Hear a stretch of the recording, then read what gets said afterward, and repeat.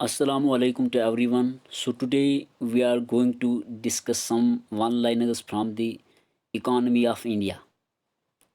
तो let us get start. तो पहला यहाँ पे जो पहला वन लाइनर है वो है कि India's largest commercial bank is. India का पहला कमर्शियल बैंक, उसका नाम क्या है? वो है स्टेट बैंक ऑफ इंडिया। ठीक है, स्टेट बैंक ऑफ इंडिया ये इंडिया का यानी कि सबसे बड़ा कमर्शियल बैंक है, यानी कि सबसे ज़्यादा बिजनेस करने वाला बैंक है। ये पब्लिक सेक्टर बैंक है, ठीक है। लेकिन ये पहले यानी कि प्राइवेट बैंक था, लेकिन बाद में इसको नेशनलाइज़ किया गया, ठीक है। तो नेशनलाइज इसको किया गया 1921 में, इसको जो है इस्टेब्लिश किया गया। अगर कहा गया कि स्टेट बैंक ऑफ इंडिया को पहले कब इस्टेब्लिश किया गया? 1921 में, ठीक है। तो पहले ये जो बैंक था ये प्राइवेट बैंक था, बाद में इसको गवर्नमेंट ने अपने अंडर किया, इसको नेशनलाइज किया गया। तो ये आपने याद रखना है। अब यहाँ पे कि स्टेट बैंक ऑफ इंडिया, इसका हेडक्वार्टर कहाँ है? वो है मुंबई में, ठीक है। तो मुंबई में इसका हेडक्वार्टर है स्टेट बैंक ऑफ इंडिया का। तो ये इंडिया का लार्जेस्ट कमर्शियल बैंक है, ठीक है। तो ये दूसरा याद रखना, ये पब्लिक सेक्टर बैंक है। पब्लिक सेक्टर यानी कि गवर्नमेंट सेक्टर, गवर्नमेंट का बैंक। पब्लिक सेक्टर बैंक वो होता है जिसमें गवर्नमेंट का इन्वेस्टमेंट मोर देन 50% होता है, ठीक है। यानी कि मोर देन 50% गवर्नमेंट का इन्वेस्ट होता है। जिस बैंक में भी गवर्नमेंट का मोर देन 50% इन्वेस्ट होगा उसको हम पब्लिक सेक्टर बैंक कहते हैं। तो इस वक्त इंडिया में लगभग 12 पब्लिक सेक्टर बैंक्स है, ठीक है। अब है दूसरा यहाँ पे, which bank in India performs the duties of central bank. India का वो कौन सा बैंक है जो सेंट्रल बैंक यानी कि बाकी जितने भी बैंक से, चाहे प्राइवेट है या पब्लिक सेक्टर बैंक से, उन सारे बैंक्स को कंट्रोल करता है?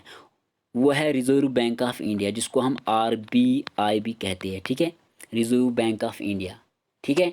और इसका भी हेडक्वार्टर मुंबई में है, ठीक है। रिजर्व बैंक ऑफ इंडिया, इसका भी जो हेडक्वार्टर है वो मुंबई में है, ठीक है।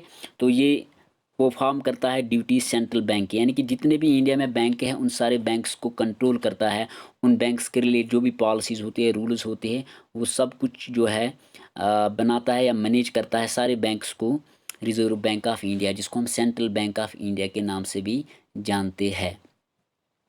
अब यहाँ पे और एक ऑब्जेक्टिव है या one liner, reserve bank of India was nationalised in, यानी कि इसको कब नेशनलाइज किया गया? नेशनलाइज में इसको कब पब्लिक सेक्टर बैंक बनाया गया है? 1949 में, ठीक है, याद रखना। 1949 में लगभग 6 एट अ टाइम लगभग 6 बैंक्स को पब्लिक सेक्टर की कैटेगरी में लाया गया। तो आपने याद रखना है कि रिजर्व बैंक ऑफ इंडिया को कब नेशनलाइज किया गया, यानी कि पब्लिक सेक्टर बैंक बनाया गया, गवर्नमेंट का बैंक बनाया गया 1949 में। और इसका भी हेडक्वार्टर मुंबई में है। What is the name of the bank founded by Nobel peace prize 2006 winner mister Muhammad Yunus, यानी कि वो कौन सा बैंक है जिसको नोबेल पीस प्राइज दिया गया 2006 विनर 2006 में, और उसका विनर कौन था? वो था विनर मिस्टर मोहम्मद यूनुस। वो था इंडिया का ग्रामीण बैंक, ठीक है, इंडिया का ग्रामीण बैंक। याद रखना है, what is the name of the bank founded by Nobel peace prize 2000 winner mister Muhammad Yunus. Sorry, basically क्या है यहाँ पे, यानी कि इंडिया का वो कौन सा बैंक है जिसको मिस्टर मोहम्मद यूनुस ने 2006 में बनाया, एस्टैब्लिश किया। क्यों? क्योंकि ये मिस्टर मोहम्मद यूनुस जो है इसको नोबेल पीस प्राइज़ से नवाजा गया था, और इसने एक बैंक ओपन किया जिसका नाम है ग्रामीण बैंक, ठीक है।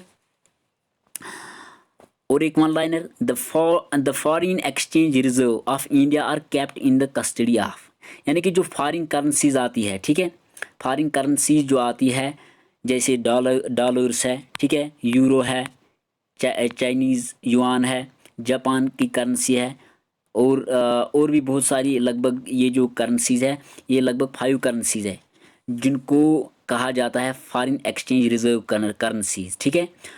और अगर ये इंडिया के पास इनमें से कोई भी करेंसी आती है तो वो किस बैंक के अंडर जाती है? वो सारे रिजर्व बैंक ऑफ इंडिया के अंडर जाते हैं, ठीक है। Which bank was earlier called the imperial bank of India, वो था स्टेट बैंक ऑफ इंडिया, ठीक है।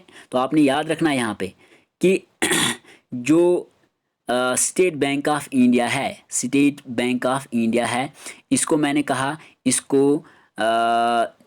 इसको ये पहले प्राइवेट बैंक था, लेकिन बाद में इसको, एक तो ये ओल्डेस्ट बैंक भी है, याद रखना। स्टेट बैंक ऑफ इंडिया जो है ये इंडिया का ओल्डेस्ट बैंक है, जिसको 1881 में बनाया गया, लेकिन ये उस टाइम प्राइवेट था, ठीक है। लेकिन जो स्टेट बैंक ऑफ इंडिया है इसको सेटअप किया गया 1921 में, ठीक है।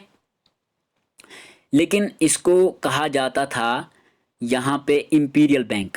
1921 से लेकर 1955 तक इसको कहा जाता था इंपीरियल बैंक ऑफ इंडिया, यानी कि ये खाली अमीर लोगों को यहाँ से पैसे मिलते थे, गरीब लोगों को यहाँ पे पैसा नहीं दिया जाता था। लेकिन 1955 से ऑनवर्ड्स, ठीक है, 1955 से ऑनवर्ड्स इसका नाम चेंज किया गया SBI, state bank of India, state bank of India इसको रिनेम किया गया। तो ये आपने याद रखना है, ठीक है। यानी कि इंडिया का ओल्डेस्ट बैंक कौन है, वो है स्टेट बैंक ऑफ इंडिया, जिसका पुराना नाम था इंपीरियल बैंक ऑफ इंडिया। लेकिन 1921 से लेकर 1951 तक इसको कहा जाता था इंपीरियल बैंक ऑफ इंडिया। लेकिन इसके बाद इसका नाम जो है इसका चेंज किया गया और इसको नेशनलाइज किया गया 1955 के बाद, और इसको नाम दिया गया state bank of India. The head office of the state bank of India is located in, जो अभी मैंने कहा, यानी कि इसका हेड ऑफिस कहाँ पे है, मुंबई में, ठीक है। यानी कि आपको मैं एक ट्रिक यहाँ पे बोलूँगा, जितने भी बैंक्स हैं जिनके पीछे ऑफ इंडिया आएगा, ठीक है, जिनके भी पीछे बैंक ऑफ इंडिया आएगा, bank of India, bank of India जितने भी बैंक्स के पीछे आएगा, यानी कि पहले क्या होगा, लेकिन पीछे अगर बैंक ऑफ इंडिया होगा तो उनका हेडक्वार्टर मुंबई में होगा, ठीक है।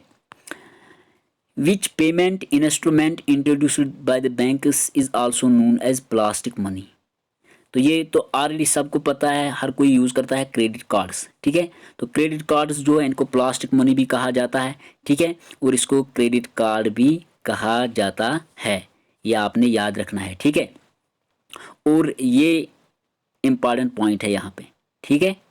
तो अब यहाँ पे ये डिजिटल कैटेगरी में भी आता है, डिजिटल कार्ड भी इसको कहा जाता है।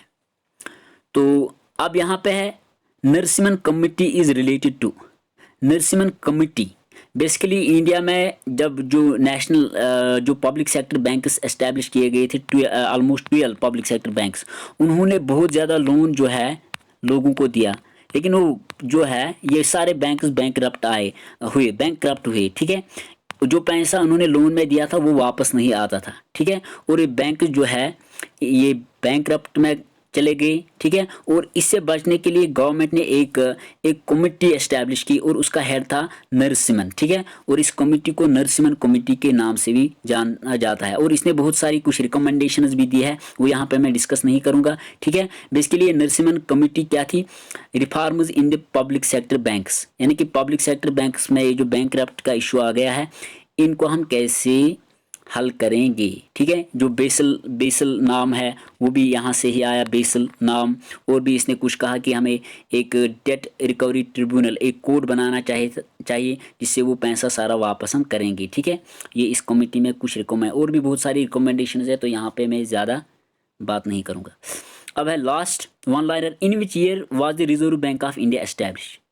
तो ये तो पता है 1935 एक्ट में ही जो है रिजर्व बैंक ऑफ इंडिया को एस्टैब्लिश किया गया, अंग्रेज़ों के टाइम में ही, ठीक है। लेकिन इसको नेशनलाइज किया गया 1949 में, ठीक है। तो आज के लिए इतना ही, अल्लाह हाफ़िज़।